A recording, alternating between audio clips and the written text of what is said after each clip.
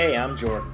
And I'm Ashley. We're the founders of For the Good, a community created to empower and elevate you to live a purpose-driven life. Our mission is to bring light into our world, and to do so, we have learned that it must start within. We are so glad to have you here with us.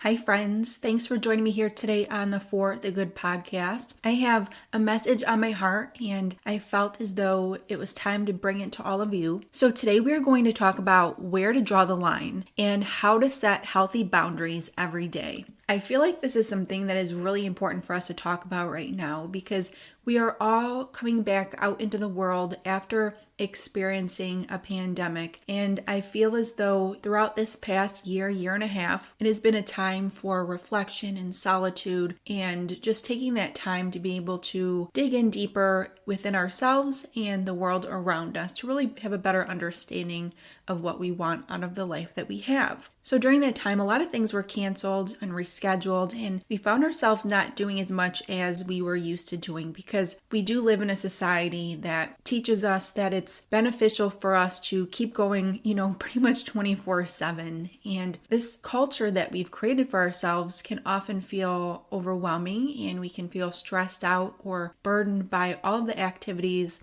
that fill up our life. And this goes for high school students, for college students, for parents, and everyone in between. We just find ourselves, filling up our schedules. In January of every year, I take time and I look back at my calendar and reflect on different things that I was able to go do, people I met up with. And it's funny because this January I took out my planner and I went back through the year and it was just amazing how many days, were filled with work. I was thankful because I was able to run my business from home. But all the activities, graduation parties and weddings and all of those things were not on the calendar. So I made sure during that time to really focus, as I said, on that peace in the quiet. And, there were things that we missed doing, although we did take advantage of the time that we had because we all knew that as soon as the world opened back up again, that we would be right back in it. A time like we experienced might not happen again. So I think that right now it's so important for us to take this time and still remember how we felt during that time and how good it did feel to be able to allow ourselves to rest and recoup and rejuvenate because our culture, as I mentioned, is one that teaches us that we should keep going, keep doing. And there's so much that we learned in this past year. I read a lot of what people would share on social media, that they learned how important this solitude was for them and how much they needed that and how important it was to take time to spend with their families and do simple things that they didn't make as much time for before. So I think as we begin to take a step out of that space, it's important to still remember all of those lessons that we learned along the way. So today we are going to touch on setting healthy boundaries for ourselves because as we step back out into the world again, it comes along with busyness and that go mentality. So I feel like it's a perfect time to talk about how we can set these boundaries for ourselves and the people in our space. And these boundaries can be set for family, friends, coworkers. And I know for me, I really love volunteering and getting involved in different organizations. And before the pandemic started, I was serving on 2 boards. I would speak at meetings. I would volunteer with different nonprofits in the area. And I always found that was something that was true to my heart, although sometimes I found it difficult to say no when opportunities came up. And I feel like there are a lot of people out there that can relate to that because right before the pandemic, I was actually asked to renew a board position that I had been serving on. And I just felt it in my heart. I enjoyed doing it at that time. And it is difficult sometimes for me to say no because I have such a passion for what I do. One message that a friend shared with me is we can do anything, but we can't do everything. And I reflect on that often because I feel like we should take on everything. And even though we're able to do it, it doesn't mean that we should. Our time is very valuable. Our time is the most valuable gift that we have. And we want to make sure that what we are spending our time doing is shifting us in the direction we want to be in alignment with our purpose and our calling here. So I feel like sometimes we can get caught up in saying yes to so many different things that may not be in that alignment. And we really have to be true to ourselves and what our gifts and talents are, because if we aren't, then that's when we can get caught up in doing things that make us feel overwhelmed, stressed, frustrated, etc. So it's great to try different things and see what really fits for you. So going back to what I mentioned about the board, so that was something that I reflected on, and I felt as though my gifts and talents could be used elsewhere. I really enjoyed facilitating different groups that I was involved in when it came to the space of grief, and I enjoyed that one-on-one and connecting with different people in that way. So let's begin by talking about tips for setting healthy boundaries. Number 1 is define your priorities. Get clear on what you need,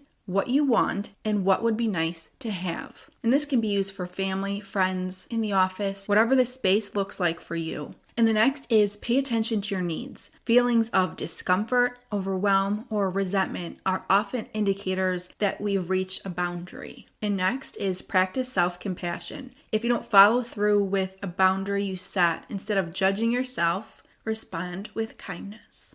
And also acknowledge what you gain by setting boundaries. This will allow you to recenter and remain committed even when things get tough. And this next one is something that I will dive a little bit more deeper on. Communicate directly, clearly, and often. By telling people in your space about your boundaries is your responsibility. So this reminds me of when I first began my marketing business back in 2016. It's actually going to be 5 years this June, so in the next couple of weeks. And I remember when I first started, as a first-time entrepreneur, I felt like I had to do all the things all the time. And what I mean by that is I didn't set boundaries for clients that I began working with. I would get phone calls about different projects, 10, 11, 12 o'clock at night, early on in the morning on weekends. I would get emails on the weekend and respond to them. I would get requests on the weekend. And I understand, there are people who will be listening and say, yeah, that's what it takes to be an entrepreneur. And I know that it takes a lot of hard work and dedication. And in the beginning, that's something that I was giving of myself to do. However, along the way, I did feel, as I mentioned back a couple tips, is pay attention to your needs. And I began feeling, those feelings of discomfort and overwhelm because I was allowing people into a boundary that I did not set. I would sometimes get frustrated when someone would call me at 11 o'clock at night and I would feel obligated to answer the phone. And I feel like a lot of people, especially in the place of entrepreneurship, can get caught up in. And once that boundary was set, some people were fine with it and other people got a little bit upset thinking that that was something that they were allowed into that space. And one boundary in particular that I set is that I wouldn't work on Sundays. That Sunday, I dedicated that day to not checking my email, not answering, phone calls, that it was for family and my faith. And I had someone who got really upset and said that is ridiculous, that I should not be taking that time off to spend with my family and in church. And that is someone that I did decide not to work with any longer because I think that it's so important that we do surround ourselves with people who are supporting of us in that way. And I feel like boundaries, they are so important. Like I said, not only for family and friends, but especially in the place of work, because earlier I talked about how society, encourages us to keep going, keep pushing, keep working. But it's so important to be able to take that time and take that step back as we experience in this past year and a half, that is something that is so needed for our mental health, our well-being. And just by communicating right off the bat with someone, whether you are an entrepreneur or you work in an office, a hospital, and just letting them know, this is what I'm able to work, this is what I'm able to do. Because like myself, you can begin to feel frustrated when someone is pushing past an imaginary boundary that you have in your mind, but you didn't necessarily communicate. So that's something that's really important, is to start right off the bat and say, this is something that is important to me. This is something that is non-negotiable. And most of the time, like I said, people will understand. You will get a couple people every now and then that might not, and that's okay. Because at the end of the day, you have to take care of your own well-being, your own mental space. And all of this can begin by starting with small adjustments. By committing to and following through with small boundary changes, it builds your confidence to make harder decisions in the future. So like I said, by talking with someone in the office and saying, I'm able to respond to emails at this time, because once that boundary is pushed, once people see that you will respond and work and do all the things all the time, you're going to be the go-to. And if you're fine with that, go for it.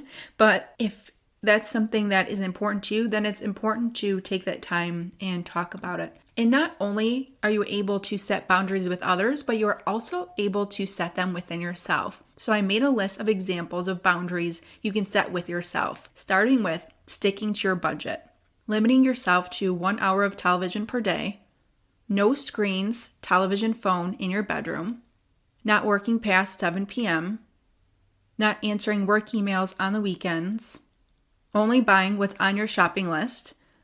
Example, no impulse buys at Target, so walk right past that dollar section. Keeping a regular bedtime and wake-up time. Doing laundry every Friday. Avoiding people who are hurtful, stress you out, etc. And these are just a couple examples, so this is a list that you are able to create for yourself as well. And I recently read a quote by Dr. Elizabeth Wine. She's a licensed clinical psychologist, and she said, "Establishing clear boundaries is a form of caring for yourself. It helps us develop self-respect. If we regularly give in on things that are important to us, that's going to decrease our sense of self-respect over time." Another boundary I want to remind you of is that it's okay to say no, because with the world picking back up, there are more and more activities, there are more invitations to do things, and we got used to taking care of ourselves and taking that pause to rejuvenate, and know that even though the world is getting faster again and more things are happening, that it's okay to take care of yourself. It's a priority. It's so important for you to be able to say no if you aren't interested in doing something, or if there's an opportunity that comes up. Not everything you have to dive right back into. So I know that that's something that a lot of us can have some trouble with, is saying no, that we want to say yes to all the things. But like I said, that there is that alignment and what's important in our life. And it did teach me a lot about, the people that I spend time with and how important it is to surround yourself with people who lift you up and support you, and making sure that those boundaries are set with people who make you feel down or stressed or all of those kind of emotions. So just a friendly reminder that it's okay to say no.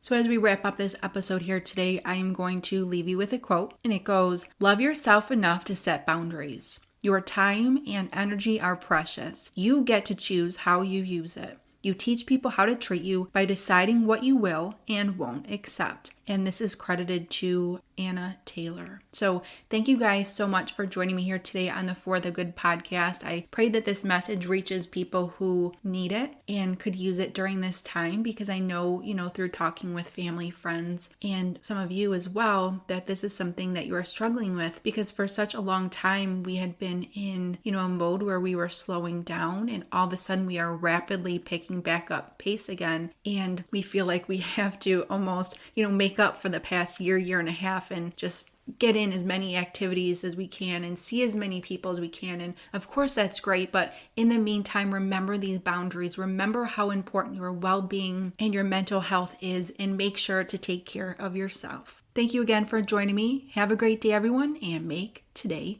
count.